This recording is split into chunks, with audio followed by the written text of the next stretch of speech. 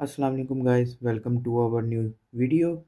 जैसा कि हमने प्रीवियस वीडियो में हम लोगों ने पढ़ा था about the types of matrix.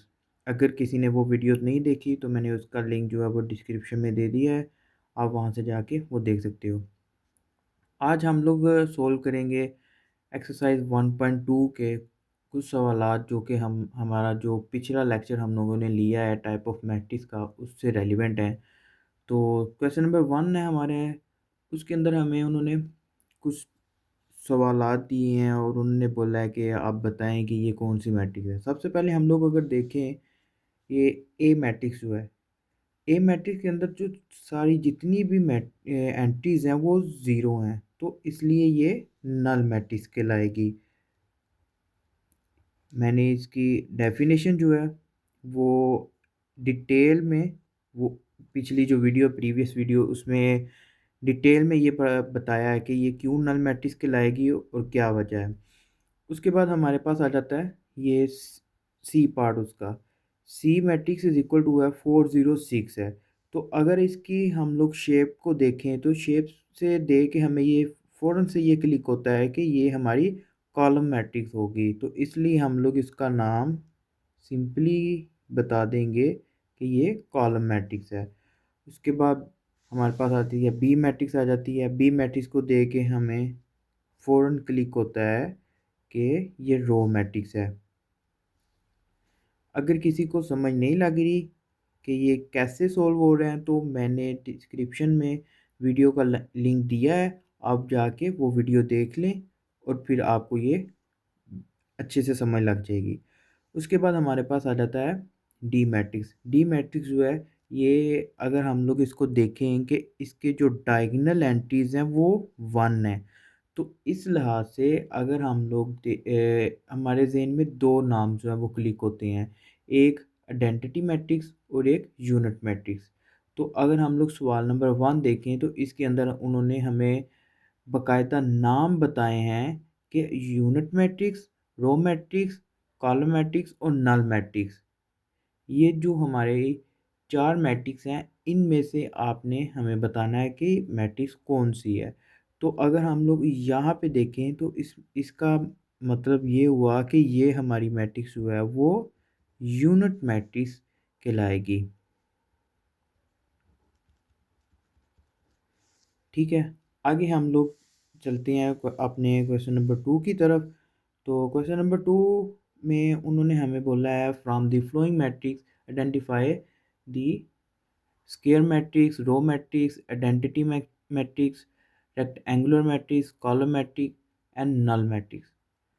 तो हम लोग अगर अपना पार्ट नंबर 1 देखें तो हम मैंने आपको सारी डेफिनेशंस जो हैं वो टाइप्स ऑफ मैट्रिक्स वाली वीडियो के अंदर टोटली कम्प्लीटली एक्सप्लेन की हैं। तो इसके जो नंबर ऑफ़ रोज़ हैं वो नंबर ऑफ़ कॉलम के इक्वल नहीं है। तो हमें फ़ौरन से, अब अगर हम लोग याद करें डेफिनेशन ऑफ रेक्टेंगुलर मैट्रिक्स, तो उसकी डेफिनेशन क्या थी?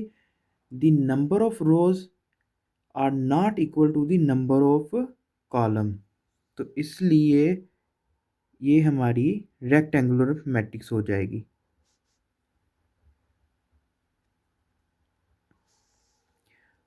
ठीक है, उसके बाद हमारे पास आ जाता है उसका पार्ट नंबर 3। पार्ट नंबर 3 अगर हम लोग देखें तो इसकी नंबर ऑफ़ रोज़ जो हैं वो नंबर ऑफ़ कॉलम के इक्वल हैं। तो अगर हम लोग डेफिनेशन याद करें स्क्वायर मैट्रिक्स की, तो उसकी डेफिनेशन क्या थी? The number of rows is equal to the number of column. तो इसलिए हमारे पास ये सिंपल आंसर है कि ये हमारी स्क्वायर मैट्रिक्स है।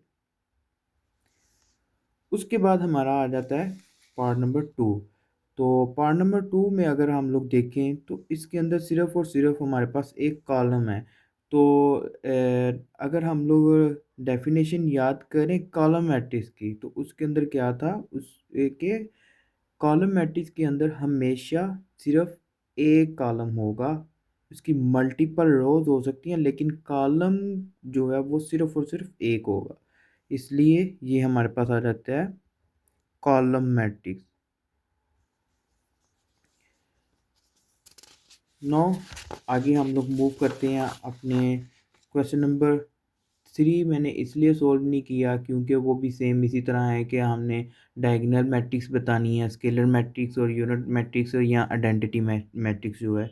यूनिट मैट्रिक्स और आइडेंटिटी मैट्रिक्स जो है वो सेम ही है, वो एक ही है जिसकी डायगोनल जो है वो 1 हो। ठीक है, उसके बाद आगे हम लोग मूव करते हैं अपने क्वेश्चन नंबर 4 की तरफ। तो क्वेश्चन नंबर 4 में हम लोग अगर देखें तो उन्होंने कहा है कि आपने फाइंड करना है नेगेटिव ऑफ अ मैट्रिक्स। तो नेगेटिव ऑफ अ मैट्रिक्स किस तरह हम लोग फाइंड आउट करते हैं वो मैंने पिछली वीडियो में आपको एक्सप्लेन किया था कि हम लोग सिंपली क्या करते हैं, उसको -1 के साथ मल्टीप्लाई करवा देते हैं। -1 के साथ मल्टीप्लाई किया तो ये -1 और 0 1 बन गई। ये हमारे पास आ गया नेगेटिव ऑफ मैट्रिक्स। जो इसके दूसरे पार्ट हैं वो भी सिंपल इसी तरह ही हैं, वो सिर्फ और सिर्फ हम लोग -1 के साथ मल्टीप्लाई करेंगे और हमारे पास आंसर आ जाएगा। सो आगे हम लोग चलते हैं अपने क्वेश्चन नंबर 5 की तरफ।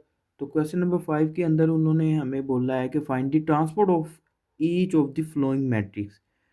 तो यहाँ पे मैंने कुछ जो मैट्रिक्स हैं वो ली हैं कि जैसा कि ए आ गया। तो ट्रांसपोज किस तरह फाइंड करते हैं मैंने आपको लास्ट वीडियो में बताया है कि by converting the rose into column and column into रोज। हम लोग अब देख लेते हैं ए इज इक्वल टू, अब इसकी ये वाली जो रो है मैं इसको क्या करूँगा, इस पहली रो को पहले कॉलम के अंदर कन्वर्ट कर दूँगा। अब इसकी दूसरी रो जो है उसको दूसरे कॉलम के अंदर मैं कन्वर्ट कर दूँगा। अब इसकी तीसरी रो जो है उसको तीसरे कॉलम के अंदर कन्वर्ट कर दूँगा और ये मेरा ए का ट्रांसपोर्ट हुआ।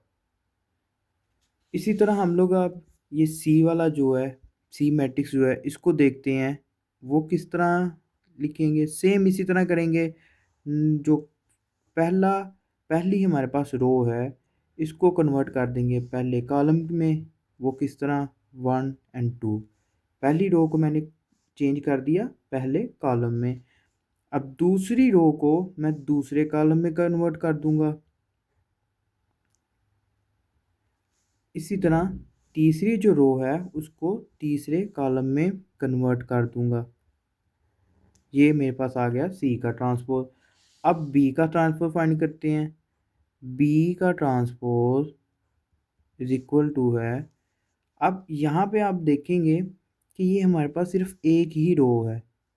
तो हम लोग क्या करेंगे, इस पूरी को उठाएंगे और इसको उसका फर्स्ट कॉलम बना देंगे -6। ये हमारे पास बी का ट्रांसपोज आ गया। Now move to the next question, question number 6। इसके अंदर हम लोगों को उन्होंने कुछ मैट्रिक्स दिए हैं और उन्होंने कहा है कि आप लोग ये वेरीफाई करो कि ए का ट्रांसपोज लेके दोबारा फिर उसका ट्रांसपोज लें तो वो ए के इक्वल आ जाता है। देख लेते हैं हम लोग। यहाँ पे हमें उन्होंने ए मैट्रिक्स दी हुई है। ए मैट्रिक्स को लिखा 1 0 2 1। आगे इसका ए का ट्रांसपोज ले लेते हैं।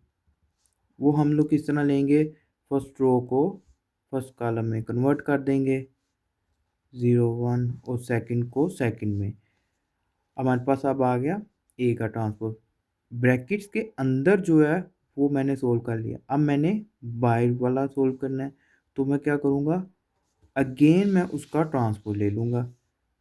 ए का ट्रांसपोज इज इक्वल टू, अब मैं इस वाली मैट्रिक्स का ट्रांसपोज लूँगा। पहली रो को पहला कॉलम, पहली रो को पहला कॉलम, फिर दूसरी रो को दूसरा कॉलम। ये मेरे पास ए का ट्रांसपोज आ गया। उसके बाद अब हम लोग देखते हैं क्या ए का ट्रांसपोज जो है वो ए के इक्वल है। अब ये हमारे पास आ गया ए का ट्रांसपोज और ये हमारे पास आ गई ए मैट्रिक्स। तो अगर हम लोग इसकी कॉरस्पॉन्डिंग एंट्रीज को भी चेक करेंगे और दूसरा इसका ऑर्डर भी चेक करेंगे, क्योंकि इक्वल मैट्रिक्स की डेफिनेशन मैंने आपको बताई थी कि उसके अंदर दो कंडीशंस होती हैं। सबसे पहली कंडीशन कि उसका ऑर्डर सेम होना चाहिए, दूसरी कंडीशन उसकी कॉरस्पॉन्डिंग एंट्रीज जो हैं वो भी इक्वल होनी चाहिए, वो भी सेम होनी चाहिए। तो यहाँ पे अगर हम लोग देखें तो दोनों मैट्रिक्स जो हैं वो इक्वल हैं। तो इसका जो सेकंड पार्ट है वो भी सिंपल है, इसी तरह ही हो सॉल्व होगा। ए वहाँ पे बस ये है कि बी मैट्रिक्स आ जाएगी, तो स्टेप सारे यही होंगे। उसके बाद हमारे पास आ जाता है addition of a matrix. Addition of matrix, अब दो हमारे पास मैट्रिक्स दी गई हों, फर्ज करें ए इज इक्वल टू 1 2 3 एंड 4, और इसी तरह एक और मैट्रिक्स हमें दी गई हो जैसा कि B is equal to 3 4 5 and 6। अब हम लोगों ने यहाँ पे इन दोनों मैट्रिक्स को ऐड करना है। यहाँ पे अब कोई भी मैट्रिक्स उठा के हम लोग ऐड नहीं कर सकते।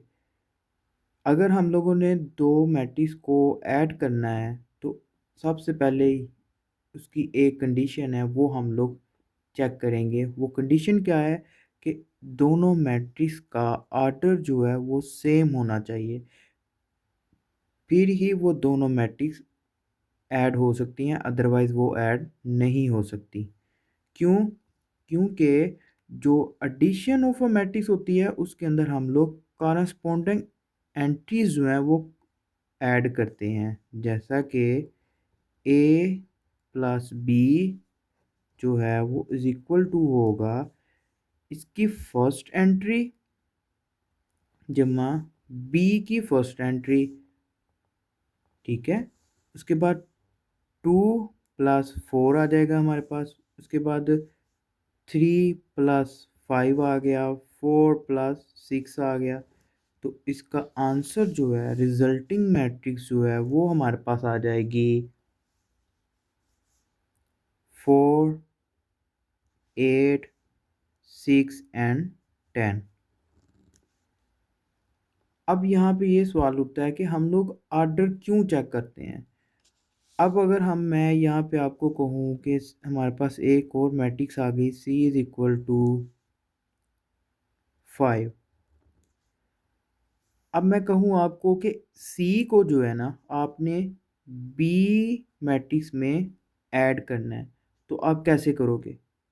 यहाँ पे तो ये था ना, पहली एंट्री को पहली में ऐड कर दिया, दूसरी को दूसरी में, तीसरी को तीसरी में, चौथी को चौथी में।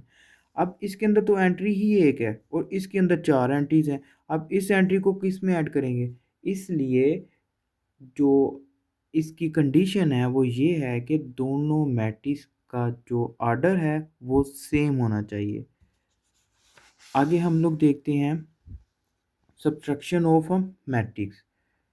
इसके अंदर भी सेम इसी तरह ऊपर वाली ही मैट्रिक्स ले लेते हैं, ये ए और बी वाली। इसमें भी ये कंडीशन है कि ऑर्डर सेम होना चाहिए, अगर ऑर्डर सेम नहीं होगा तो हम लोग सब्ट्रैक्ट नहीं कर सकते। अब सेम इसी तरह ऊपर वाली मैट्रिक्स ले लेते हैं हम लोग, -b is equal to first entry में से फर्स्ट एंट्री माइनस करेंगे 1 - 3, सेकंड में से सेकंड 3 - 5, 2 - 4, 4 - 6। तो हमारे पास जो रिजल्टिंग मैट्रिक्स है वो बन जाएगी -2 -2 -2 एंड -2। ये हमारे पास आ गई resulting matrix. So now the next topic is additive identity. तो एडिटिव जो आइडेंटिटी है वो हमारे पास क्या होती है? ऐसी मैट्रिक्स जो एक मैट्रिक्स के अंदर ऐड करें और उसकी जो रिजल्टेंट मैट्रिक्स है वो ओरिजिनल मैट्रिक्स के इक्वल रहे। जैसा कि हमारे पास एक ए मैट्रिक्स है, अब हम लोगों ने इसका एडिटिव आइडेंटिटी फाइंड करना है। तो वो हम लोग कैसे फाइंड करेंगे? ऐसी मैट्रिक्स ऐड करें जो इसके अंदर हम लोग ऐड करने के बाद जो इसका रिजल्टेंट मैट्रिक्स आया ना, वो ए के इक्वल ही हो। तो हम लोग अगर देखें तो यहाँ पे हमारे पास बनता है नल मैट्रिक्स। अब ये नल मैट्रिक्स है, इसको हम लोग इसके अंदर ऐड करेंगे तो जो रिजल्टेंट मैट्रिक्स होगा वो हमारे पास क्या आएगा? 1 2 3 4। ठीक है, इसलिए मैं इस मैट्रिक्स को ओ का नाम दे देता हूँ। ठीक है, ये मेरी मैट्रिक्स ओ है। तो मैं ये कहूँगा जो ओ मैट्रिक्स है वो एडिटिव आइडेंटिटी है ए की। ठीक है, इसी तरह एक दूसरा टॉपिक आ जाता है एडिटिव इन्वर्स। एडिटिव इन्वर्स जो है वो क्या होता है?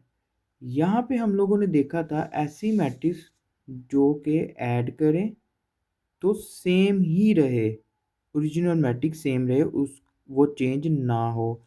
अब जो एडिटिव इन्वर्स है उसके अंदर क्या है कि ऐसी दो मैट्रिक्स जिनको ऐड करने के बाद जो रिजल्टेंट मैट्रिक्स है वो नल मैट्रिक्स आ जाए, तो हम लोग कहेंगे वो दोनों मैट्रिक्स एक दूसरे की एडिटिव इन्वर्स हैं। जैसा कि यहाँ पे हम लोग लेंगे a is equal to -2 and 4 -3 and 5, और मैं बी यहाँ पे ले लेता हूँ 2 -4 3 -5। अब मैं इन दोनों को अगर जमा करूँ, जब मैं जमा करता हूँ तो ये जो है ये आपस में कट के ज़ीरो हो जाएगा, ये भी ज़ीरो हो जाएगा, ये भी ज़ीरो हो जाएगा और ये भी ज़ीरो हो जाएगा। तो मेरा रिजल्टेंट जो आया, रिजल्टेंट जो मैट्रिक्स है वो क्या है? एक नल मैट्रिक्स। तो मैं क्या कहूँगा? ये ए और बी जो दो मैट्रिक्स हैं वो एक दूसरे की एडिटिव इन्वर्स हैं। सो नेक्स्ट जो है नेक्स्ट वीडियो में इंशाल्लाह हम लोग एक्सरसाइज 1.3 करेंगे, और चैनल को सब्सक्राइब कर लें और बेल आइकन को ज़रूर प्रेस कीजिएगा ताकि नेक्स्ट वीडियो जब भी आए आपको नोटिफिकेशन मिल जाए। और लाइक करना मत भूलिएगा और अपने दोस्तों से भी शेयर करें। Thank you so much for watching.